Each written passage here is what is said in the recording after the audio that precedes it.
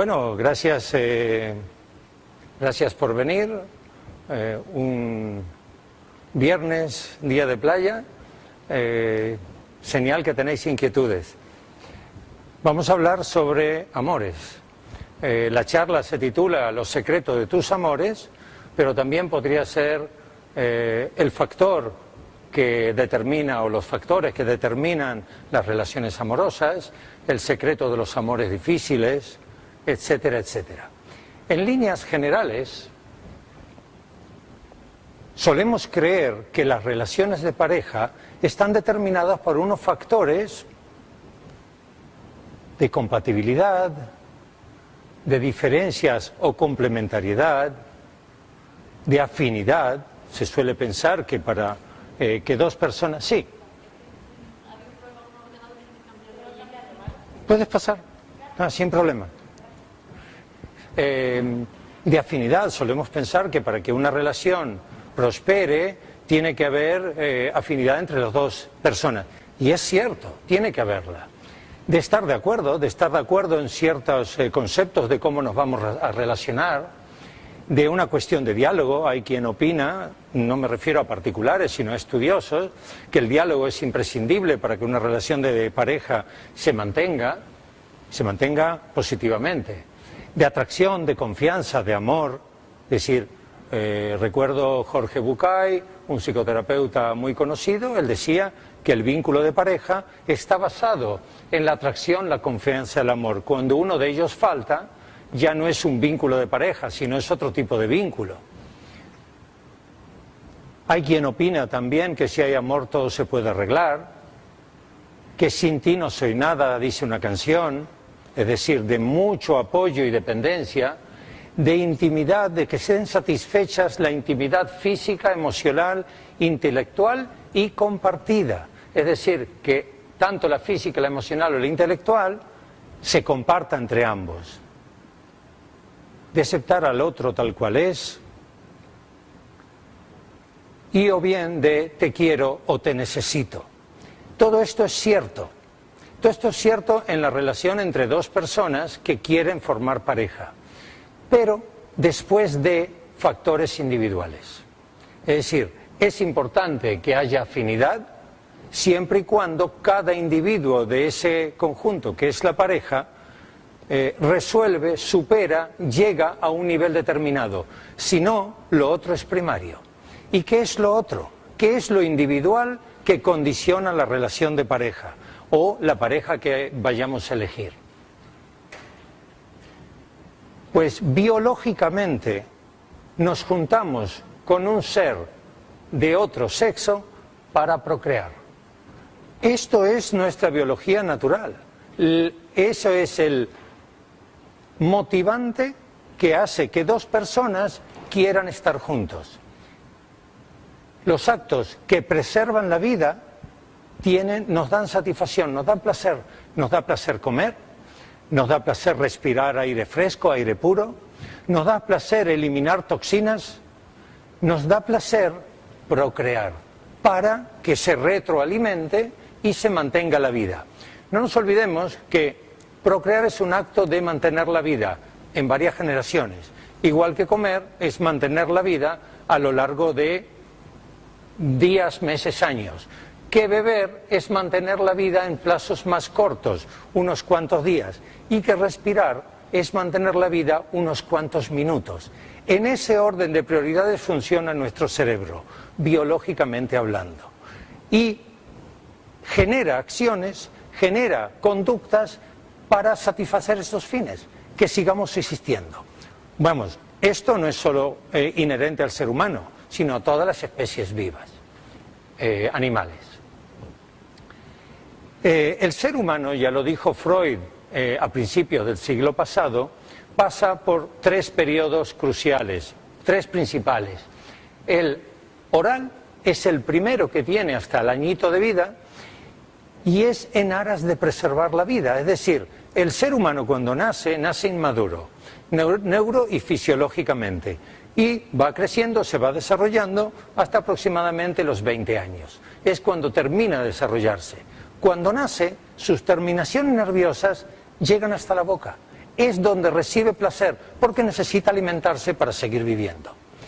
Aproximadamente al año y pico, año y 2 meses y 3 meses, más o menos, su desarrollo neurológico y de su sistema nervioso llega a la zona anal y puede contener esfínteres, y le da placer contener esfínteres. Dicho sea de paso, es un periodo que el bebé empieza a utilizar para controlar a mamá. Ahora tengo caca, ahora no tengo caca, ahora estoy mojado, ahora no estoy mojado, porque aprende que mamá continuamente está controlando, viene a oler a ver si está sucio o no. Y él lo utiliza como una herramienta de recibir afecto, de recibir protección, de recibir atención. Un poco más adelante, aproximadamente entre los 3 y los 5 años, se desarrolla sus terminaciones nerviosas en la zona genital y empieza a percibir placer de tocarse los genitales. Las niñas, los pechos y las zonas genitales, y los hombres principalmente la zona genital propiamente dicha. Y eso determina, es decir, la atracción entre sexos, los actos que preservan la vida, que dan placer, y el placer genital, lo que ocurre entre los 3 y los 5 años, nos puede condicionar cómo nos vamos a relacionar con nuestras futuras parejas cuando ya nos hayamos desarrollado más adelante. El ser humano, ya lo comenté, que nace psico y afectivamente y neurofisiológicamente inmaduro. Y esto es muy importante, puesto que si durante su etapa de crecimiento y desarrollo sufre improntas, sufre experiencias condicionantes, traumatizantes, dramáticas en relación con el sexo, con los hijos, con los niños, con la protección, le va a afectar luego cuando forme pareja. Y ahora veremos cómo. Y psicológicamente hay factores primarios, que son estos que estamos empezando a hablar, que son más poderosos que la pulsión sexual que condiciona la vida, que son prioritarios. ¿Por qué? Porque tienen que ver con la vida antes... Hola, podéis pasar, claro. Porque tienen que ver con esas tres fases anteriores a la reproducción, que es respirar, beber y comer. Si no tenemos garantizada la seguridad para comer, de nada vale reproducirnos. Entonces, si hay algún factor primario que es prioritario respecto a reproducirse, es muy posible que desatendamos, cuando ya somos adultos, el relacionarnos con otro ser y formemos pareja, porque tenemos que primar nuestra necesidad de alimento. No es que no tenemos comida para alimentarnos, es que nuestro cerebro inconscientemente percibe que hay peligro de alimento, por ejemplo, no teniendo afecto.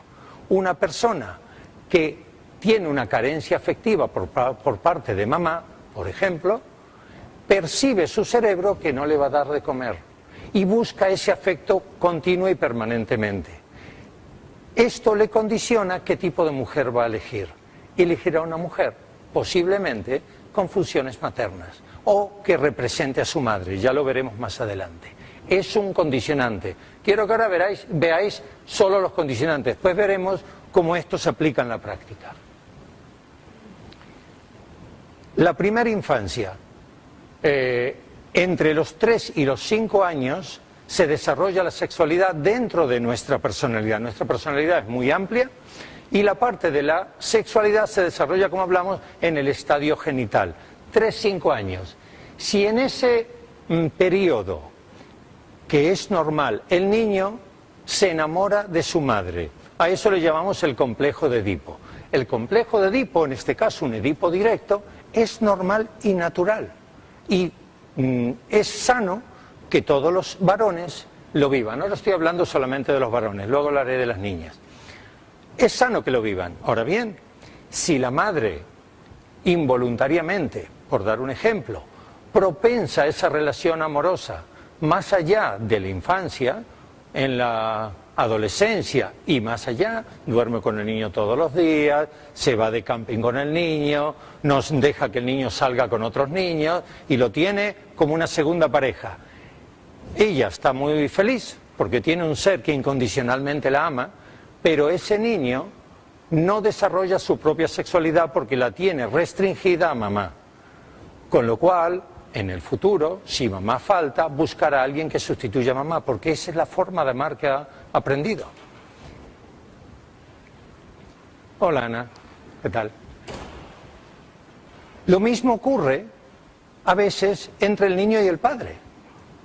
Es, en este caso, un Edipo inverso, pero perfectamente hay padres que satisfacen funciones maternas y el niño desarrolla una atracción amorosa hacia ese padre y evidentemente de que se lo están pasando muy bien, pero si se exceden esos límites y el varón no supera a lo largo de su desarrollo esa vinculación amorosa con papá, le condicionan el futuro. Hay estudiosos que indican que puede ser un motivo de homosexualidad. Puede ser. Dejémoslo ahí. Hay veces que la función materna no la cumple solamente mamá, que la cumple una abuela, que la cumple un hermano o una hermana mayor, un colateral. En este caso nosotros le llamamos Edipo indirecto, es decir, está enamorado de una mujer que cumple funciones maternas, pero que no es mamá. Y lo mantiene. Claro, una hermana mayor que está al cuidado de un niño chico no entiende de estos comportamientos. En realidad, no es su función cuidar a un niño chico. Una niña de 12 años no tiene que cuidar de su hermano recién nacido permanentemente. Evidentemente que no comete ese error voluntariamente, pero ahí está y eso le condiciona a ese niño chico. ¿O no?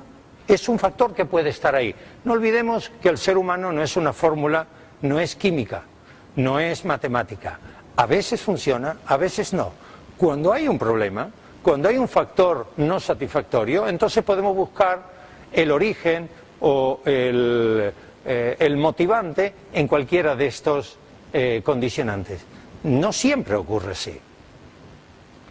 Y luego tenemos también el Edipo indirecto inverso, cuando el colateral cumple funciones maternas pero es varón y representa en este caso el lugar del padre, que también suele ocurrir. Con las niñas ocurre lo mismo, las variantes. La primera es la niña que se enamora del padre, el electra directo, la niña que se enamora de la madre, ya sea porque cumple funciones paternas y tiene esa figura a la cual sentirse atraída, o bien porque muchas veces el padre está ausente, trabajo, vagueza, toros, fútbol, etcétera. Y el padre no está y no cumple ese lugar dentro del desarrollo de la personalidad de esa niña que debe cumplir. Y la madre, de manera automática y natural, lo sustituye. Es la que pone las normas, es la que dice lo que está bien y está mal, es la que defiende y le muestra cómo relacionarse con la sociedad, etcétera, etcétera. Hay veces en que ese electra no es con la madre en sí, es con un colateral de la madre, del padre. O sea, aquí está mal escrito, tendría que ser con un colateral del padre. Con alguien que representa el lugar del padre, un hermano mayor, un tío, un primo, un abuelo, que vive en casa y cumple esas funciones. Y en este caso sería el electro inversa indirecto cuando representa al otro progenitor. Están escritos aquí al revés. Da igual, no importa, no hay que recordarlo. El examen, esta pregunta la voy a saltar.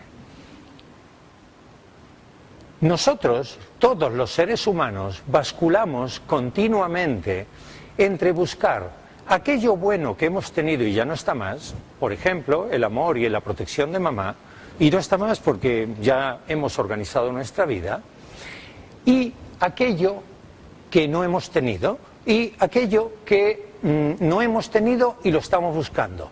Por ejemplo, una situación, como comenté antes, de padre ausente y madre presente. Pues mamá nos dio todo lo que necesitábamos. En el momento que nos independizamos, buscamos a esa madre. Pero la buscamos no solamente en las relaciones de pareja, la buscamos en el trabajo, la buscamos con los amigos, la buscamos en las conductas de todo tipo, hasta en el deporte. Buscamos de qué manera nos podemos sentir queridos y protegidos, porque lo hemos probado y nos ha gustado. Y si papá no estuvo, y por ejemplo el hecho de que no estuvo presente, nos dio inseguridad, buscamos continuamente esa seguridad, que nos la reporte un jefe autoritario, que nos reporte un amigo sabio dominante, etcétera, etcétera. Continuamente estamos buscando aquello que tuvimos y nos vino bien y ya no tenemos, o aquello que no tuvimos y nos hace falta. Y nuestra conducta bascula continuamente. Y este factor de conducta, unido a ese enamoramiento que perduró en el tiempo fuera del momento que tenía que estar, nos puede condicionar a cómo elegimos nuestra futura pareja, todo inconscientemente. Aquí os doy un ejemplo. Esto es un árbol genealógico. En psicogenealogía, los triangulitos son varones, los redondeles son niñas. Y en este caso, este es el paciente, H, vamos a llamarle Hugo. Los nombres están tergiversados. Este señor nació el 17 de abril y se casó con esta señora que nació el 4 de octubre. Y tuvieron dos hijos que nacieron, uno el 12 de marzo y el otro el 29 de julio. Hasta aquí todo muy bien. Y en algún momento se divorciaron. Esto es simbología. Observar que ella nació el 4 de abril y su madre nació el 4 de julio. Estos son datos reales. Es decir, que su mujer nació en la fecha que su madre fue concebida. En psicogenealogía, los vínculos con miembros del árbol genealógico son mayores en aquellos que la fecha de nacimiento o la fecha de concepción coinciden más o menos una semana. Y por otro lado, el que nace el 17 de abril coincide en la misma fecha que la fecha de su suegra de nacimiento. Es decir, que él se casa con esta señorita representando a su madre para ella y ella representando a su madre para él. Él está en un Edipo directo y ella está en un Edipo inverso con su pareja. ¿Cómo? Esto es un incesto simbólico. Y el incesto está penalizado en todas las culturas del mundo, de cualquier tipo. ¿Por qué? Porque el incesto trae niños con taras. Es insano para la vida, para que continúe la especie. Entonces, cuando esto ocurre, ¿qué pasa aquí? En ellos predomina la necesidad, en él, por ejemplo, de tener la protección de mamá en su pareja, el amor, el cariño, lo que represente, y en ella lo que su mamá le representaba en su infancia, en ese Electra que no ha sido superado. Esa situación está muy bien y a lo mejor están muy felices y muy tranquilos y muy bien entre ellos, pero con mala, poca o nula sexualidad, porque con mamá no nos acostamos de manera natural. Es muy posible que haya pulsión sexual natural entre ellos, que haya atracción, pero una vez que tienen hijos, ya no hace falta. Ya predomina lo necesario. Entonces, habitualmente, y como es en este caso, la relación se rompe, con todas las excusas o las justificaciones que sean.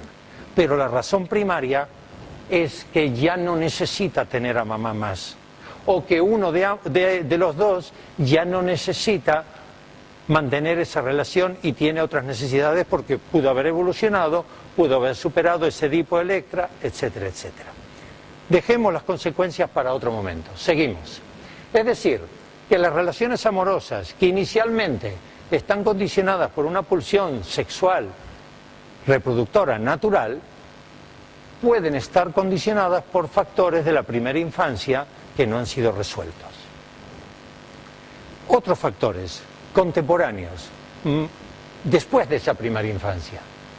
Durante el estadio siguiente, después del estadio genital, el genital era de los 3 hasta los 5 años, El latencia es de los 7 hasta los 10, 12 años. Las edades estas no son rigurosas, no lo toméis como una regla. Las personas son diferentes cada una. Hay niños que ese estadio se adelanta y otros que se retrasa, y lo mismo entre diferencias de sexo. Pues en este estadio el ser humano desarrolla el aprendizaje de habilidades psicosociales, inhibiciones, frustraciones, etc. Y es importante que sepa resolver sus frustraciones.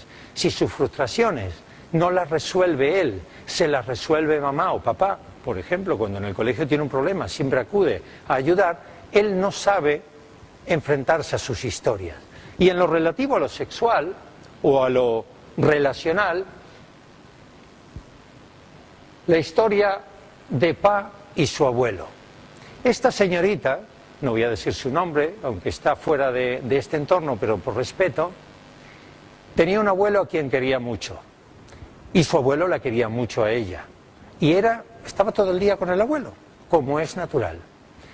Con 5 años, su abuelo la violó. Abusó de ella, primero con tocamientos, y en un momento dado con violación propiamente dicha, delante de la familia, de manera oculta. En una fiesta, estaba sentada en su falda, en una mesa, y él hizo sus cosas por ahí. Ella no entendió que eso era malo. Una niña de 5 años no entiende que eso es malo. Quizás no le guste el juego, pero no entiende que eso es pecado, que está prohibido, que eso es malo, que hay una diferencia de poderes, y lo vivió de manera natural varios años, hasta que un día se descubrió el pastel. Y cuando se descubrió el pastel, se armó la gorda. La madre repudió a su padre, era el abuelo materno, el marido quiso agredirlo. Os podéis imaginar. Entonces ella entendió que eso era malo. ¿Qué ocurrió? Ocurrió que ella estaba muy confusa, es decir, como niña, por un lado, al abuelo lo quiero, el abuelo me quiere y me hace cosas que están mal. Es decir, cosas que tienen que ver con mis genitales, aunque no lo interpreta así, y con los genitales de él. Cuando es adulta, no consigue tener orgasmos. ¿Por qué? Porque hay un conflicto entre el placer y el amor. El amor al abuelo, que de verdad se querían, y el placer que ella obtuvo y que tuvo con el abuelo. Y ese conflicto, hasta que no lo entendió, no lo pudo resolver. Es decir, que esos aprendizajes de sociabilidades, en este caso sexuales, en este ejemplo, le condicionan cómo se desarrolla en el futuro con sus futuras parejas. Y evidentemente que su inconsciente elige aquellas parejas que no quieran sexo, que tengan un conflicto similar y busquen, por ejemplo, a una madre, como era el ejemplo anterior, para estar protegidos y queridos. Y esa fue su historia hasta los 40 años, que fue a terapia, vio que este era el origen, lo resolvió y ahora puede disfrutar plenamente de sus relaciones. Es un factor condicionante. Durante la pubertad, la siguiente etapa, entre los 10, 12 y los 18 años, es la última oportunidad que tiene el individuo de resolver ese Edipo o ese Electra que tenía. Si entonces no lo resuelve o algún padre lo potencia, pues está jodido. Está jodido porque está condicionado. Recuerdo un caso de un familiar que tiene 3 hijas y este primo las quiere mucho a las 3 hijas. Con la mayor pecó de todos los errores que cometemos la mayoría de los padres con el primero. Con la tercera dijo: voy a dejar de seguir el manual, voy a dejar de leer libros, revistas, consejos y voy a volcarme con todo mi amor. Magnífico. Se iba al cine con la niña en la adolescencia, se iba durante todo el tiempo, pero a los 13, 14, 15, 16, 17 años al cine, de camping, salía por las noches, iba a bailar, era su pareja. Y esta niña hoy tiene 23 años y todavía no ha tenido novio. Está bloqueada en el Electra con su padre. Él no lo hizo con maldad, al contrario, lo hizo con todo su amor. Pero ella lo interpretó erróneamente. Nos condiciona. Otro factor contemporáneo, la primera gran historia de amor o la primera experiencia sexual. En estas circunstancias, en la primera gran historia de amor o experiencia sexual, hay dos posibilidades: o que las experiencias sean negativas reales, por ejemplo, una historia de amor con alguien que te engaña con otro y tú lo pillas, y eso duele, en especial si tienes 16, 17, 18, 20 años. Al principio duele siempre, pero duele más cuando somos jóvenes. Si esa experiencia tiene que ver con incesto o violación, puede dejar huellas físicas. Tengo una persona en consulta que sus parejas no le gusta que la acaricien. Tengo otra persona que no le gusta que le sonrían. El ser humano, como especie animal, transmite afecto a través de la sonrisa, a través de los besos y a través del contacto. Una persona que está bloqueada en esa transmisión de afecto, las sonrisas, los besos o el contacto físico, las caricias, dar la mano, pues ahí hay algún problema. Y hay algún problema aquí, principalmente. En ese caso lo hay.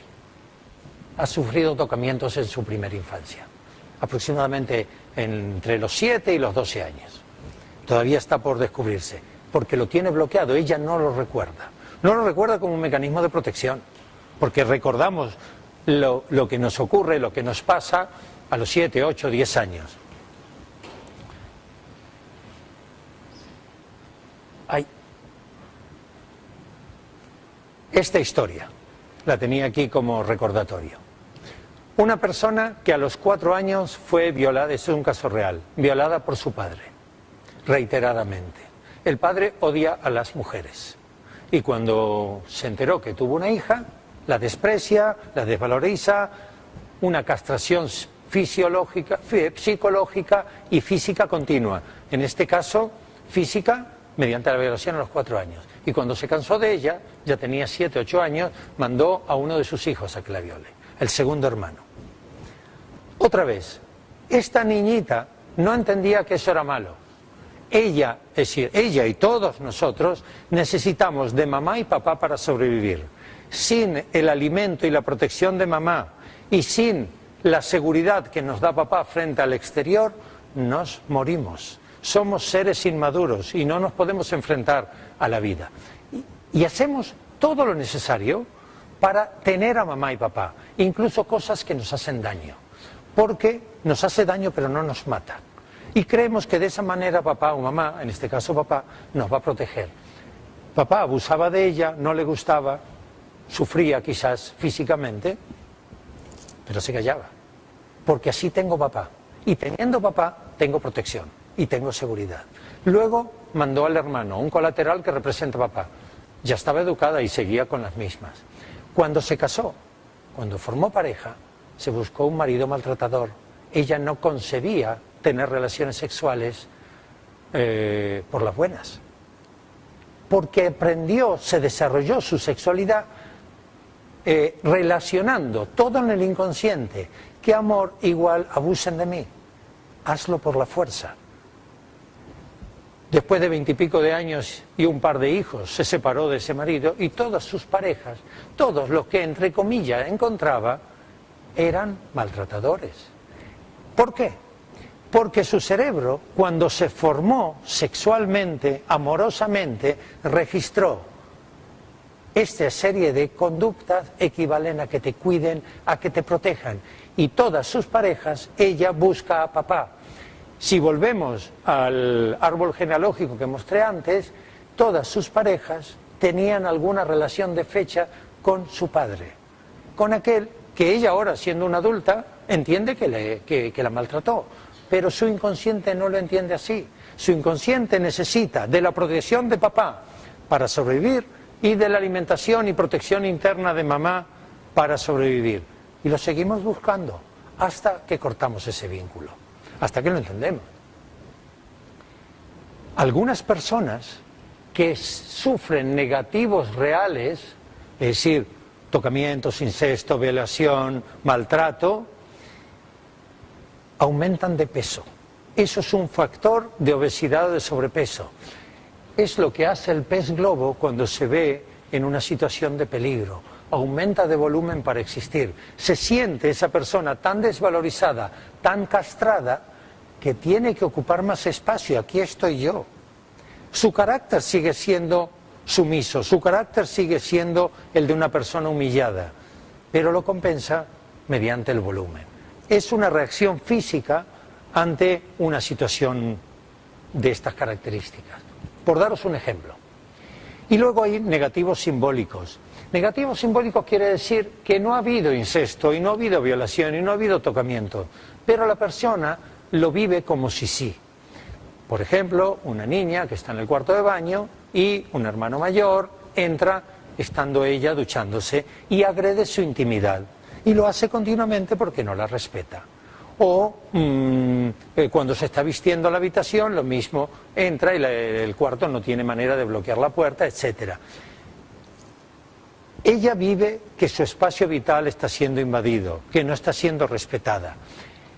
Y esa agresión o ataque a la intimidad o falta de respeto se transforma en desórdenes amorosos con connotaciones emocionales. Es decir, son personas que le cuesta entregarse, son personas que quizás sí se entregan, pero se ve limitadas, están controlando continuamente de qué manera se relacionan, de qué manera le corresponde, están buscando continuamente que hayan demostraciones de afecto. Yo puedo tener una pareja a quien quiero mucho y no tengo que traerle flores todos los días, tampoco tengo que pegarle, pero es normal que durante la primera fase del enamoramiento hayan demostraciones de afecto, regalitos, flores, fiestas, etcétera, y que a lo largo del tiempo eso se solidifique en una relación de amor en la que no hay que demostrar. Esta persona necesita continuamente esas demostraciones, porque no entiende, porque se sintió agredida y se siente disminuida psicológicamente. Todo es inconsciente. Este es el caso de una persona también que vino a consulta con demanda de que padecía de eyaculación precoz. La eyaculación precoz, por ejemplo, en psicosomática, tiene que ver con el territorio, tiene que ver con el ciervo que ha perdido en la berrea y no tiene derecho a procrear, pero tiene pulsiones sexuales. Entonces entra en el territorio del macho dominante y hace las cosas rápido y sale corriendo. Entonces, cuando hay un varón que tiene, en este caso, problemas de territorio, tenía un padre que no lo dejaba vivir, lo castraba continuamente psicológicamente. ¿Así vas a salir a la calle? ¿Esto es lo que tú has hecho? ¿Qué me has traído? ¿Un 8? ¿Con el 8 tú crees que vas a ir a alguna parte? Etcétera, etcétera. Denigrando, despreciando, desvalorizando, castrando su intimidad, castrando su espacio.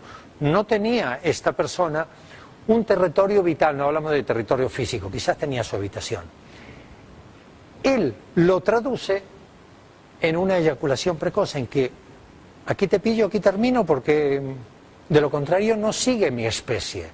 En cuanto lo entendió y mandó a tomar a su padre, el vínculo tiene relaciones de pareja normales en este aspecto.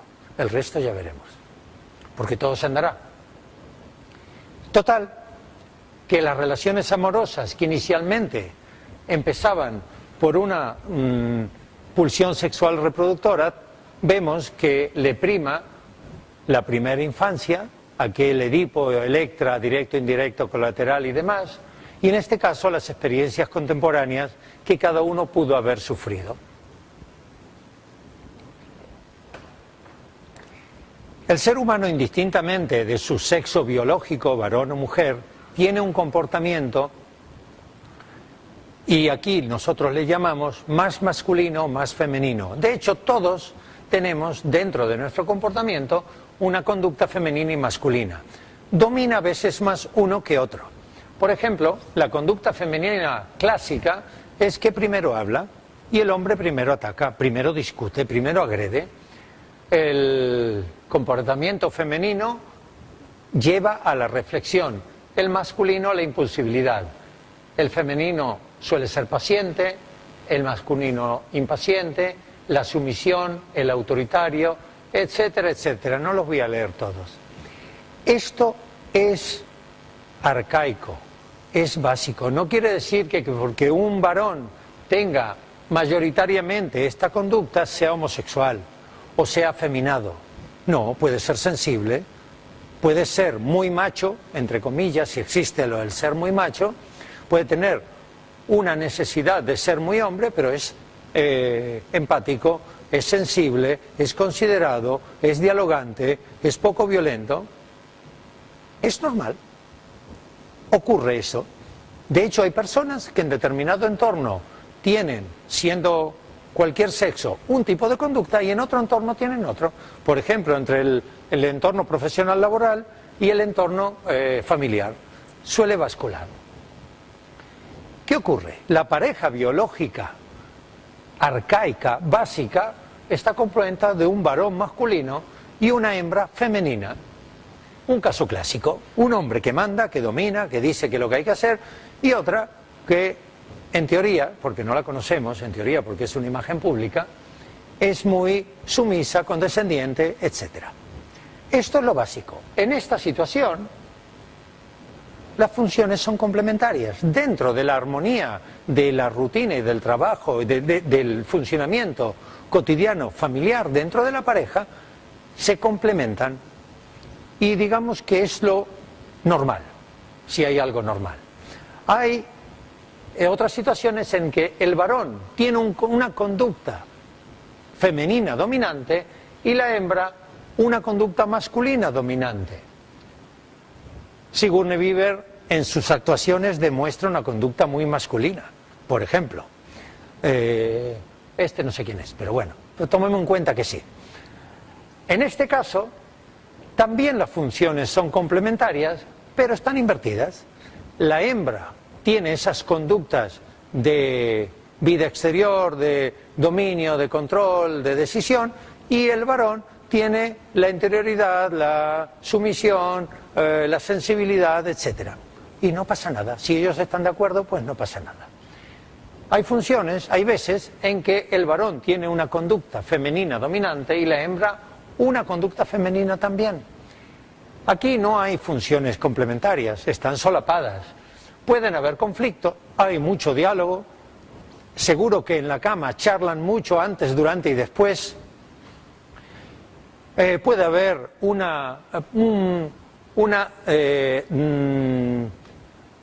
retardo en la toma de decisiones, porque aquí no hay nadie que ejerce de líder, todo hay que consensuarlo y lleva tiempo.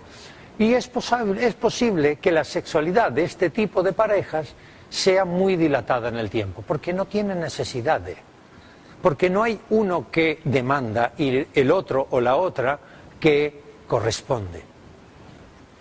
Y por último, tenemos la pareja en la cual el varón masculino y la hembra también masculina. Y aquí saltan chispas. Aquí hay una lucha continua por el poder, por ver quién manda. La Guerra de los Roses, aquella película de los años 80, era un caso clásico, si alguno la recuerda. Y hay conflictos continuos. En este caso, suele haber una sexualidad muy eléctrica, muy de tocar el cielo, volar por las estrellas, aterrizar y volver a saltar. Si dura, genial, pero a veces dura poco, porque los otros condicionantes boicotean esa relación. Es muy posible que sea así, no es una regla. Consecuentemente de esto tenemos otro factor, que es el tipo de pareja biológica que condiciona esas relaciones amorosas. Más, en biodescodificación o psicosomática clínica humanista tomamos en cuenta, los que ya escucharon esta charla y ya lo sabrán, tomamos en cuenta 3 factores que condicionan la vida de la persona, ya sea la vida amorosa, en este caso, como puede ser la vida fisiológica o orgánica. Una era la contemporánea, que es todo lo que hemos estado hablando hasta ahora, y hay otra que tiene que ver con el proyecto sentido gestacional, es decir, desde que la pareja decide tener un hijo y hasta aproximadamente los 2-3 años. Si ese hijo que han estado buscando llegó pronto, no es lo mismo que si lo han estado buscando durante un año, con problemas, con abortos intermedios y demás.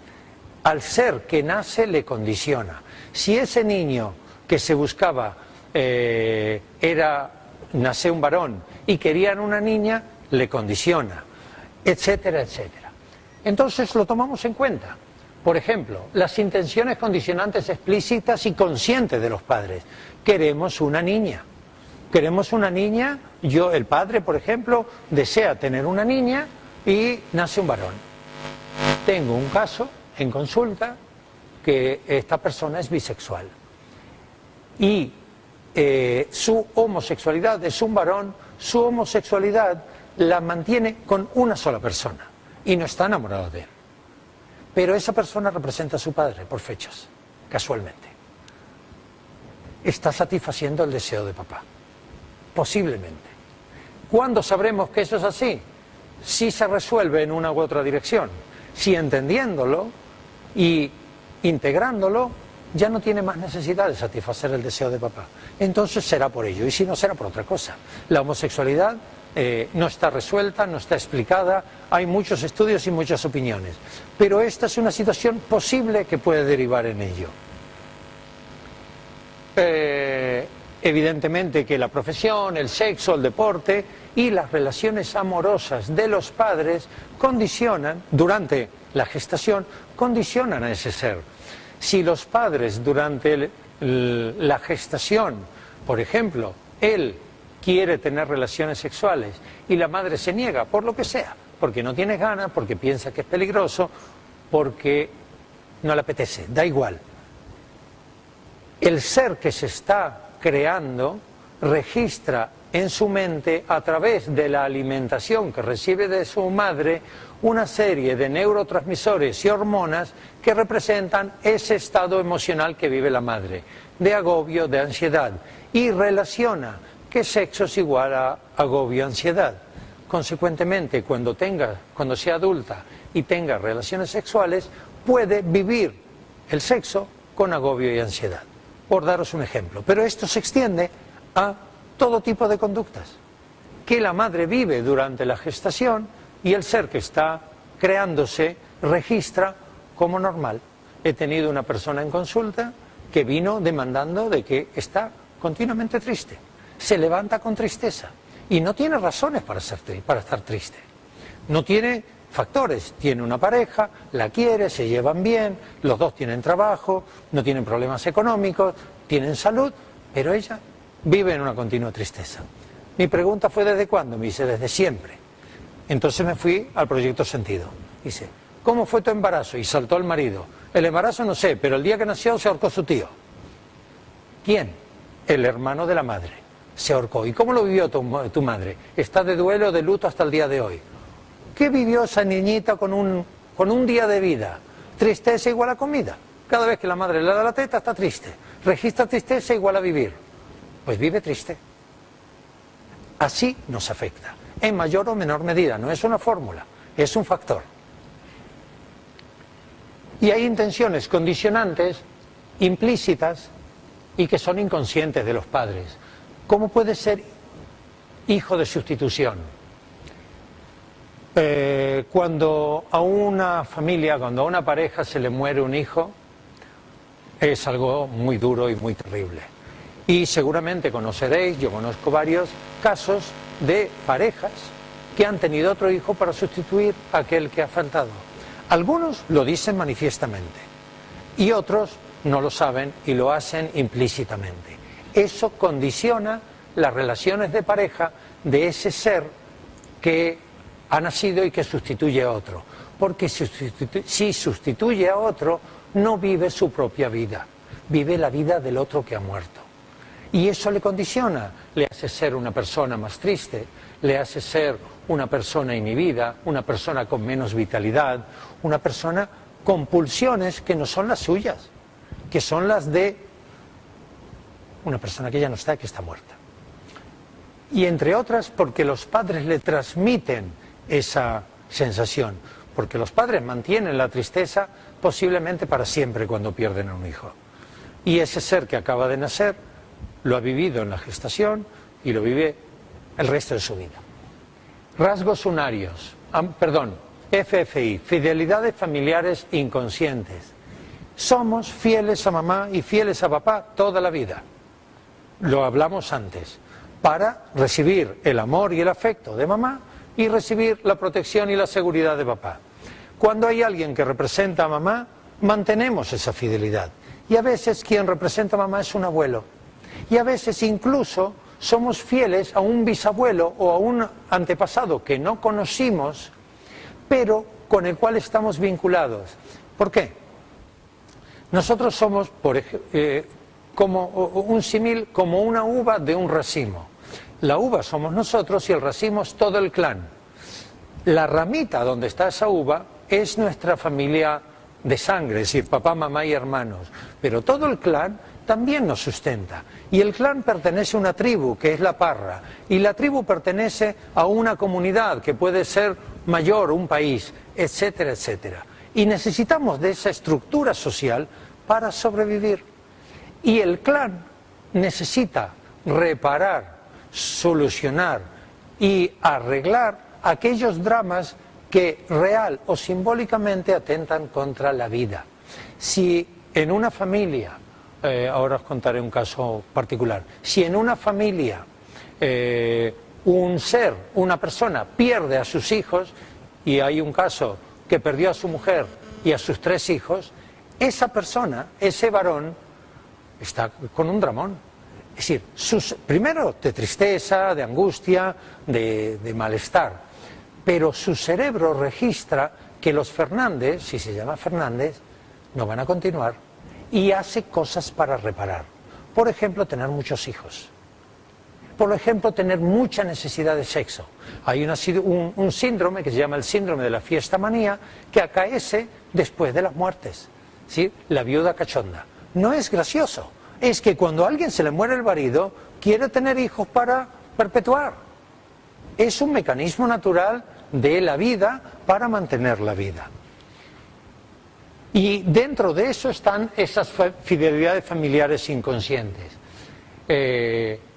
Rasgos unarios. Los rasgos unarios es un término que acunó Jacques Lacan, un psicoterapeuta y psicoanalista francés, en los años 80, que establece que nosotros registramos en nuestro inconsciente rasgos que representan a una persona.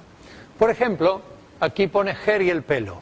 Esto es una persona que solo se enamoraba de mujeres con el pelo largo y rizado. Y curiosamente su madre tiene el pelo largo y rizado.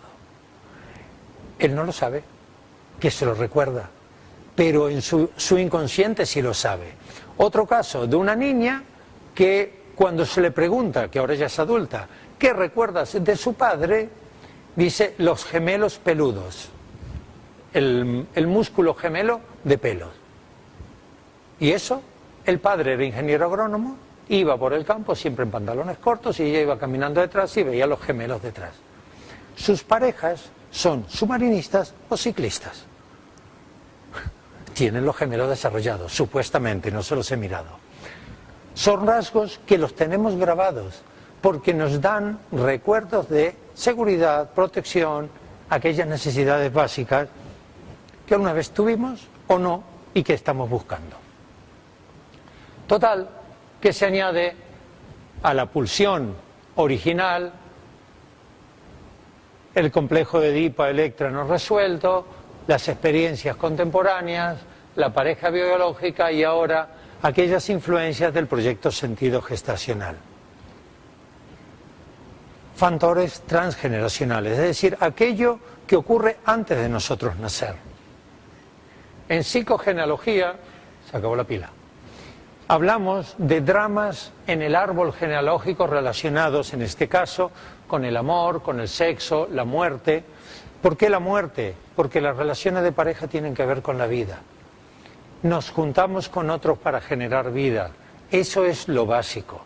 Luego también tenemos compañía, también tenemos una economía más solvente, también tenemos muchos factores complementarios, pero el básico es reproducir. El dinero sirve para comprar comida y la comida que nosotros necesitamos para vivir es de 2 tipos. es la propiamente dicha y la afectiva. Sin afecto el ser humano se muere.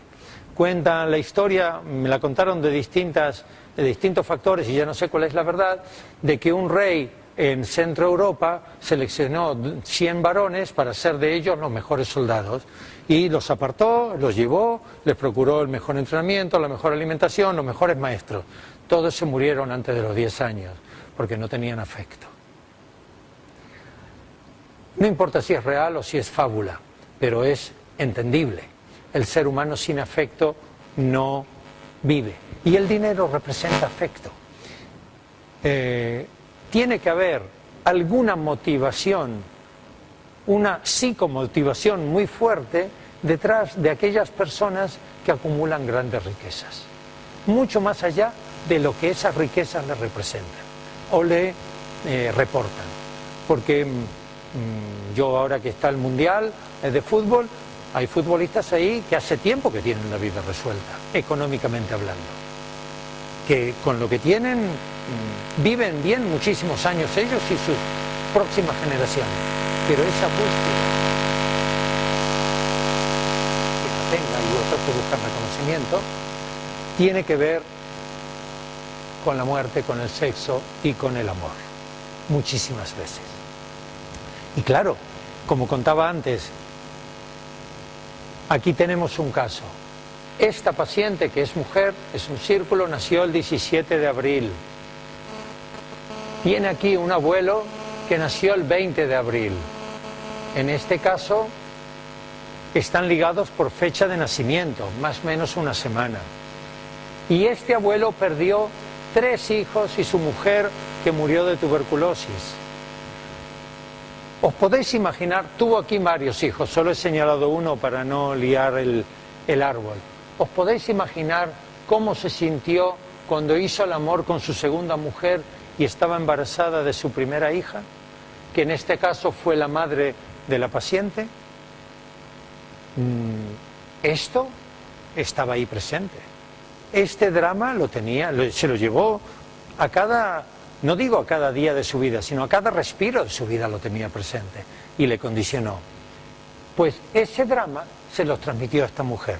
En psicosomática, igual que en medicina, hay un vademecum, es decir, un manual de enfermedades y los síntomas. En psicosomática también tenemos un manual de enfermedades y las afecciones emocionales o los conflictos emocionales.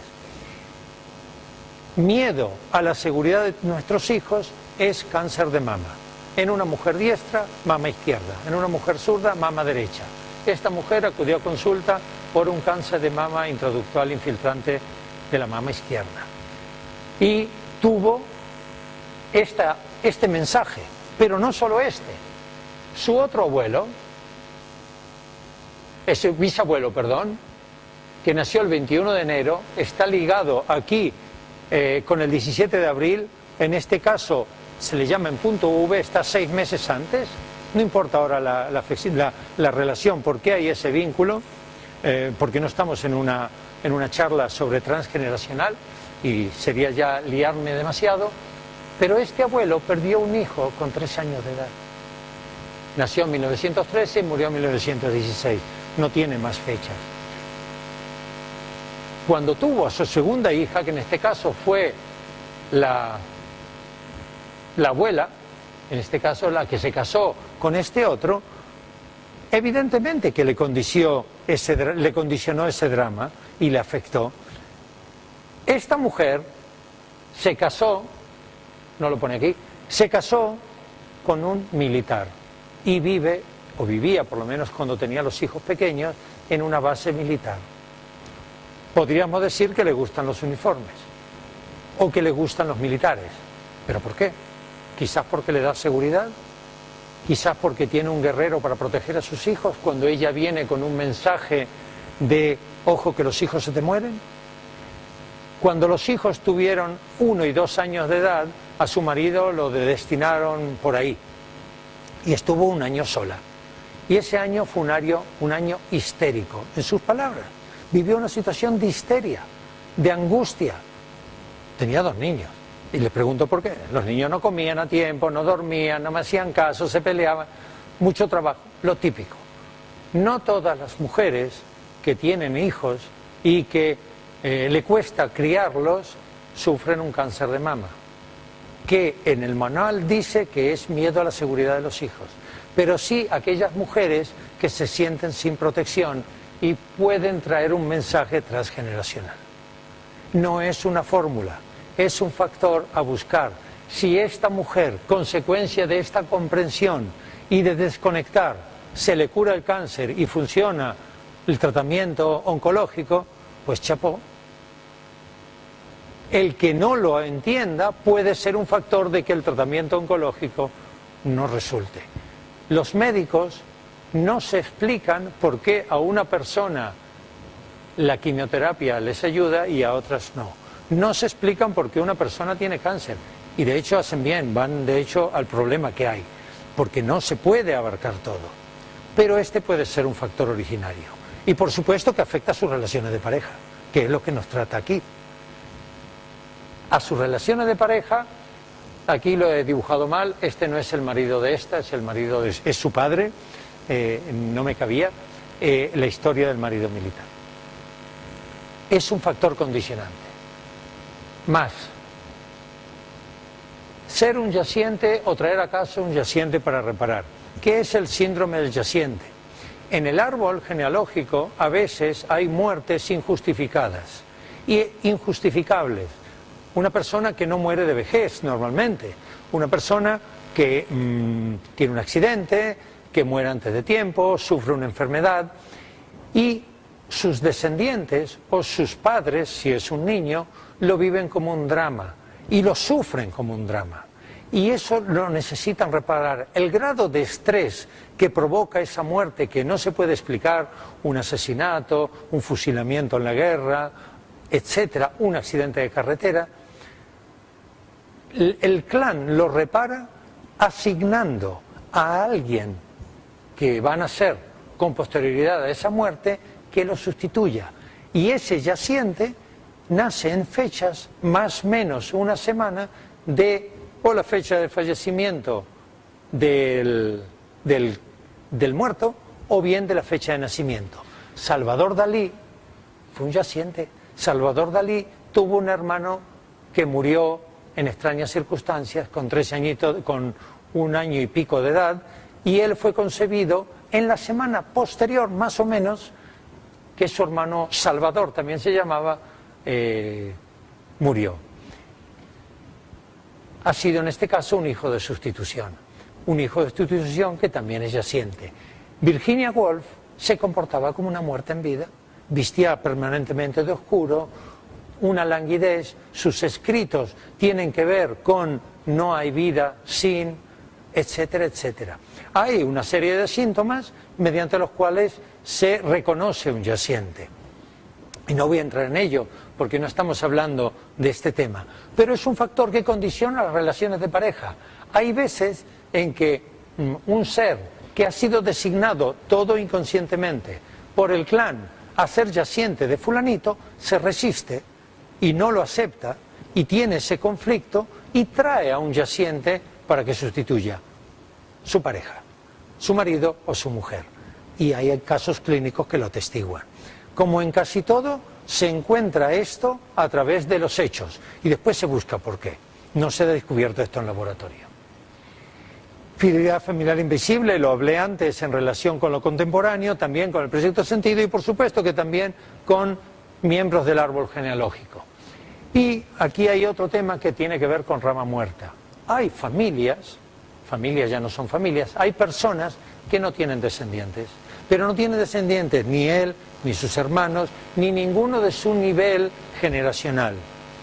A eso se le llama rama muerta, es decir, que los Fernández ya no continúan. Esto ocurre, por supuesto que involuntariamente, inconscientemente, y ocurre porque en el árbol genealógico hay tal grado de estrés que este es un mecanismo de reparación. Didier Dumas, un psicoterapeuta y psicólogo francés, que trabajó durante 10-12 años en un hospital psiquiátrico en el área de psiquiatría infantil, descubrió en un caso de autismo que 4 generaciones anteriores hubieron 2 abuelos que se suicidaron, se ahorcaron. Volvieron de la Primera Guerra Mundial, o de no sé qué guerra, no lo recuerdo con exactitud, y los 2 se ahorcaron. Y preguntándole a la madre, porque claro, el chaval era autista, 17 años, comunicaba bien poco, pues la madre comentó de que se habían suicidado por miserias, porque habían vuelto de la guerra y estaban muy mal. Investigando con otros miembros de la familia, resulta que cuando volvieron de la guerra, sus mujeres, que eran hermanas, se fueron a vivir juntas, dormían juntas y no los necesitaban para vivir. Los hijos, es decir, la hija de estas 2 mujeres, de una de esos abuelos, tuvo al niño autista. En la vergüenza de ese incesto perpetuado por esas abuelas, no la podía ver, no la podía gestar. Y una manera de resolverlo era mediante el autismo. En Cuba se está haciendo investigaciones con biodescodificación con enfermos mentales. Y la esquizofrenia y ciertos grados de bipolaridad viene a resolver grandes situaciones de estrés que la persona no puede gestar. Y de esa manera se aísla del mundo, se desconecta y sobrevive de aquella manera. Total, que se añade también lo transgeneracional a estos factores que condicionan las relaciones de pareja. Y nos queda aquí otro factor, que es la inversión psíquica o reverso psicológico según Adler.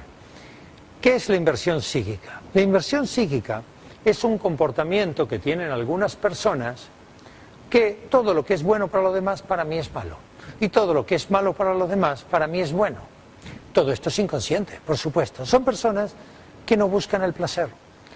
Son personas que el placer no les da alegría, sino les agobia, les pesa, que no se divierten, son personas que siempre llevan la contraria, son personas antisociales, son personas que languidecen, que sobreviven, que están con un punto de tristeza.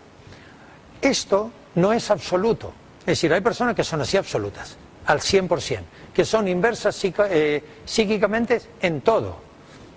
No le gusta que le besen, no le gusta que los toquen, no le gusta que le sonríen, no le gusta que le cuenten chistes, no le gusta ir a la feria, no le gusta ver películas alegres, etcétera, etcétera, etcétera. Y hay otras que lo son parciales en determinadas áreas del comportamiento. Puede ser esta inversión psíquica estructural, es decir, de nacimiento, desde siempre, y puede ser, esta es la historia del tío ahorcado que os conté antes, de la niña que con 1 año, y la señora que conté antes que no le gustaban las caricias de amantes. Es una inversión psíquica característica. Y puede ser coyuntural que ocurre a partir de un hecho determinado. Una experiencia traumatizante o una situación injustificable o una situación que la persona no puede gestar y a partir de ahí genera un reverso psicológico, una inversión psíquica como mecanismo de protección. Ambas pueden ser, como he dicho, completas o parciales o específicas. Y esto en el tema amoroso puede ser una inversión psíquica en las relaciones amorosas. Por ejemplo, quiere tener relaciones, tener pareja, pero no tiene necesidad de afecto, no tiene necesidad de sexo, no tiene necesidad de besos, le vienen mal que le abracen, que le toquen, etcétera, etcétera, en un área determinada o en todo. Vino a consulta hace poco una mujer con 63 años, virgen, nunca ha tenido relaciones, ha sido gestada como bastón de vejez, que también es un síndrome. Es decir, ha sido gestada y creada para cuidar a su madre hasta el día que se muere. Vive con su madre 90 años. Ese factor, en esta mujer, es una inversión psíquica amorosa total. Gestada, educada, criada, mantenida. Fijaros hasta qué punto tiene inculcada esa fidelidad, ese arraigo, que le he propuesto hasta la próxima sesión de terapia, que era una semana después, que se dé 15 minutos de placer a ella a la semana, vive aquí en Valdelagrana, que salga a ver 15 minutos la puesta del sol. Su primera reacción: eso es imposible. Digo, ¿por qué? No puedo dejar a mi madre sola. ¿Tu madre está impedida? ¿Tiene algún problema? No, que va, está como un roble. Digo, ¿y por qué no puedes? Porque ¿qué me va a decir? ¿Qué le voy a decir? ¿Qué voy a hacer cuando salga yo a la calle? Me dice, que sales a ver la puesta del sol. Eso no puede ser. ¿Por qué? Todo eran pegas. Al final accedió a tirar la basura y darse una vuelta de 15 minutos más largo, una vez por semana. Vamos a ver, el problema que tiene esta mujer, aparte de la vida cotidiana, es que el día que falte su madre se acabó su vida. Tendrá un vacío existencial tan grande que ese vacío le va a impedir construir su vida. En eso estamos trabajando. Pero eso condiciona evidentemente nuestras relaciones amorosas. Total, que el círculo se está cerrando y nuestras relaciones amorosas, que inicialmente son para tener hijos, vemos que hay un montón de factores que lo condicionan. Vamos a pensar en positivo. Vamos a pensar que todos estos factores nos condicionan en la misma proporción. Hay 3, 6, 7, pues el 100% dividido 7, aproximadamente 14%. Vamos a pensar que es así, que el 14% cada cual. ¿Pensáis que nos enamoramos de alguien porque tiene unos ojos bonitos? ¿Existiendo todo esto? ¿O porque nos sonríe? ¿O porque cultura al cuerpo? Pues no. Si sí, pues genial. Aquellos que viven felices porque su pareja es un metrosexual o es un bombón, es decir, macho y hembra, pues maravilloso. Cuando no es así, aquí es donde buscamos. Y como la cultura popular enseña muchas cosas, pues aquí os dejo algunos chistes. Si no lo veis muy bien, os lo leo. La sobreprotección es tremenda.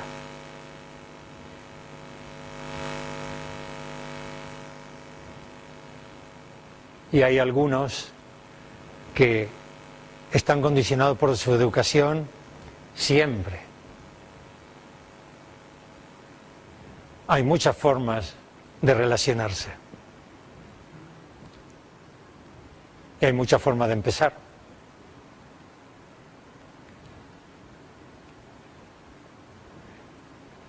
Las pulsiones están ahí.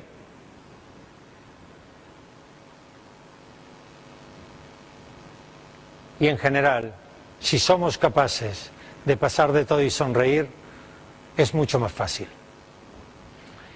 Y si os apetece saber más, aquí os dejo una serie de libros y de referencias, y por supuesto en la red. En la red encontráis todo lo que no está en la red no existe, dice. Y nada más, si hay preguntas, pues manifestarlas o callar para siempre.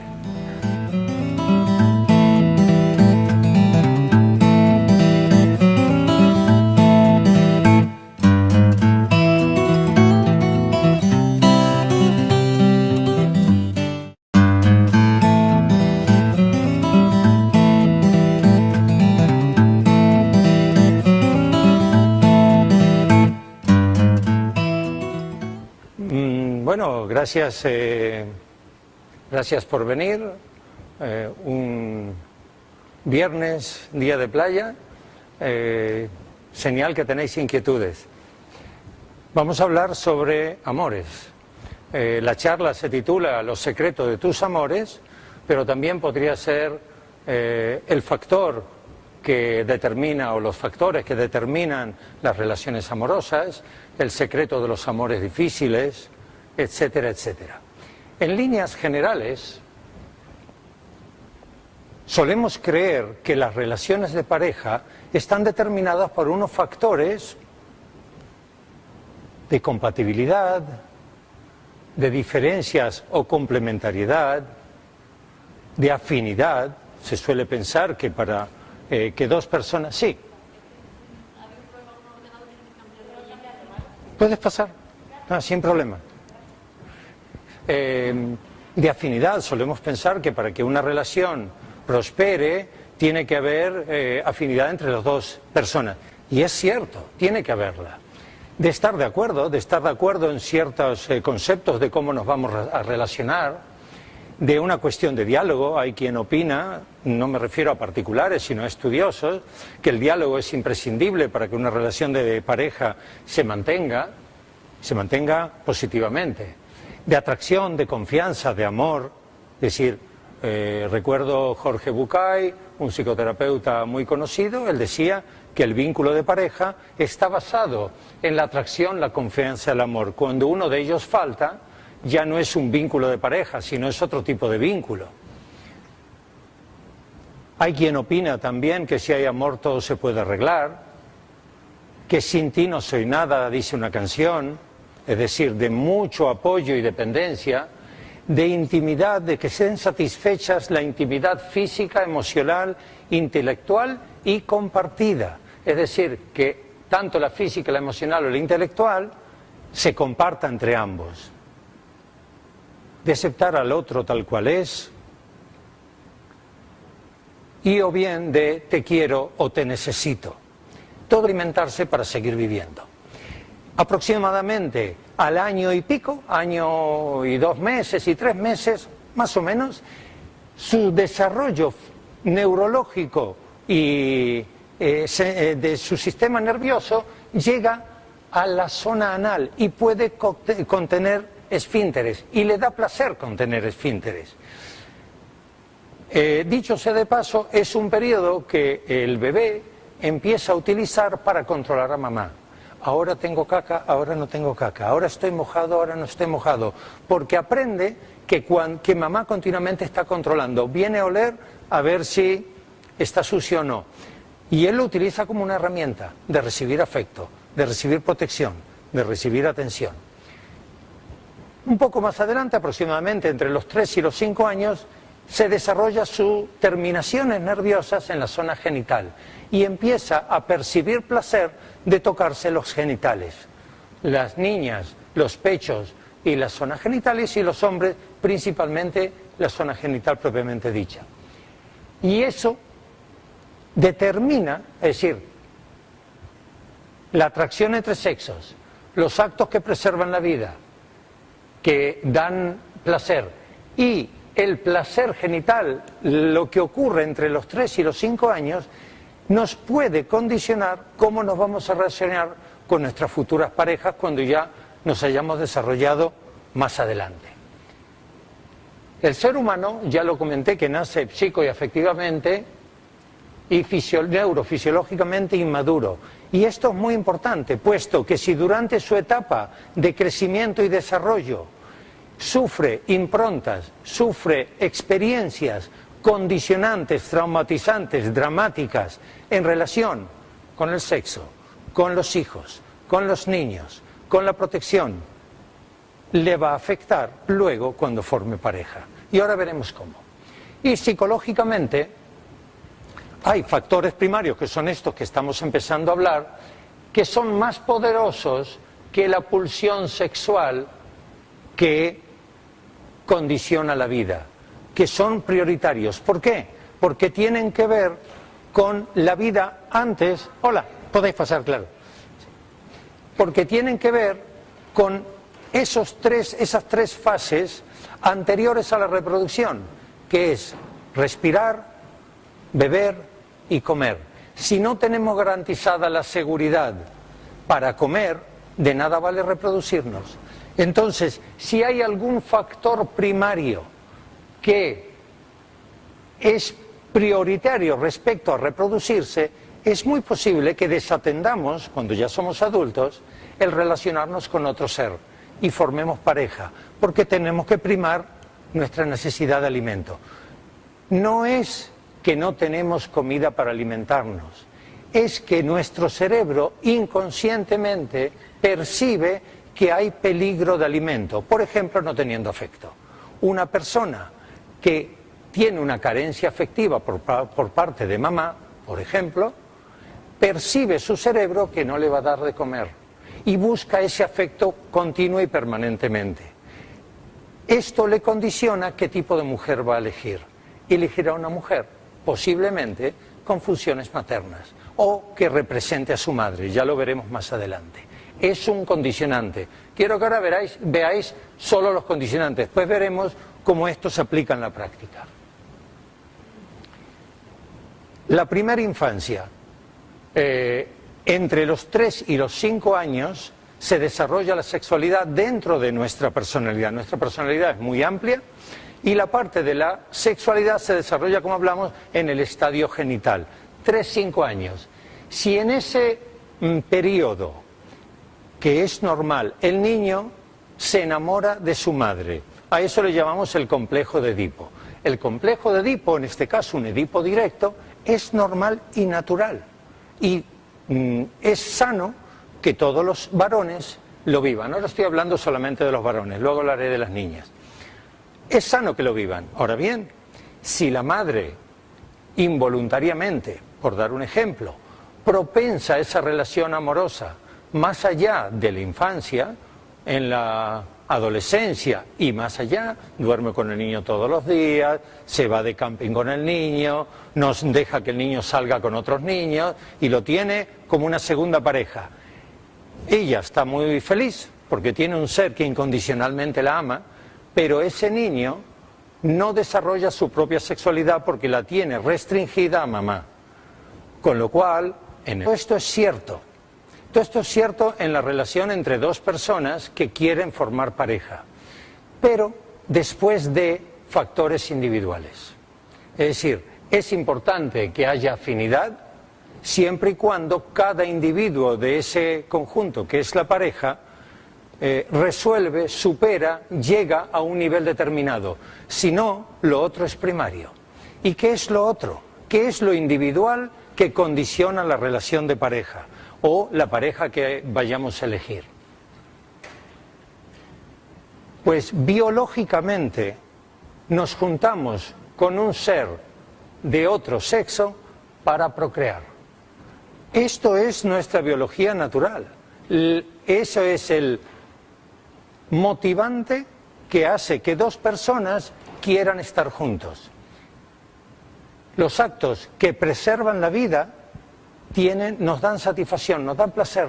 Nos da placer comer, nos da placer respirar aire fresco, aire puro, nos da placer eliminar toxinas, nos da placer procrear para que se retroalimente y se mantenga la vida.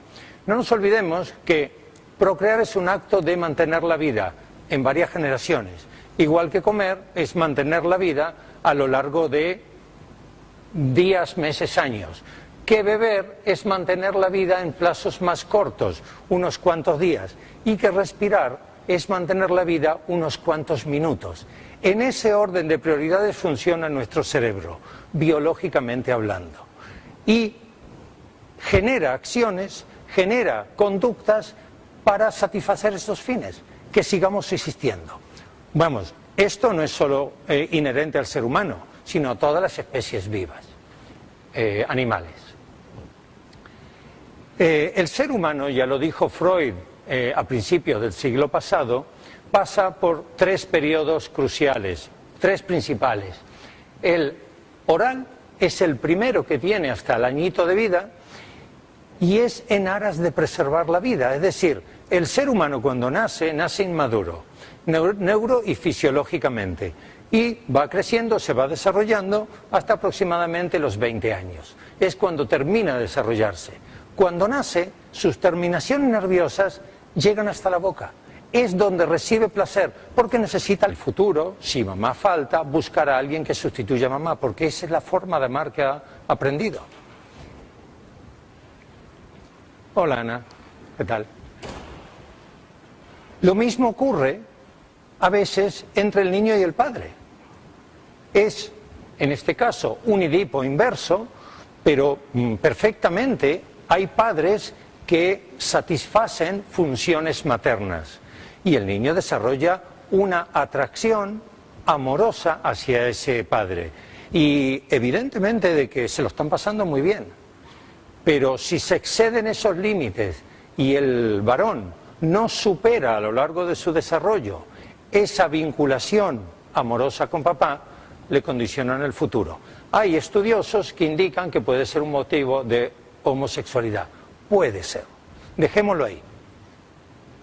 Hay veces que la función materna no la cumple solamente mamá, que la cumple una abuela, que la cumple un hermano o una hermana mayor, un colateral. En este caso nosotros le llamamos Edipo indirecto, es decir, está enamorado de una mujer que cumple funciones maternas, pero que no es mamá. Y lo mantiene. Claro, una hermana mayor que está al cuidado de un niño chico no entiende de estos comportamientos. En realidad, no es su función cuidar a un niño chico. Una niña de 12 años no tiene que cuidar de su hermano recién nacido permanentemente. Evidentemente que no comete ese error voluntariamente, pero ahí está y eso le condiciona a ese niño chico. ¿O no? Es un factor que puede estar ahí. No olvidemos que el ser humano no es una fórmula, no es química, no es matemática. A veces funciona, a veces no. Cuando hay un problema, cuando hay un factor no satisfactorio, entonces podemos buscar el origen o el motivante en cualquiera de estos condicionantes. No siempre ocurre así. Y luego tenemos también el Edipo indirecto inverso, cuando el colateral cumple funciones maternas, pero es varón, y representa en este caso el lugar del padre, que también suele ocurrir. Con las niñas ocurre lo mismo, las variantes. La primera es la niña que se enamora del padre, el Electra directo, la niña que se enamora de la madre, ya sea porque cumple funciones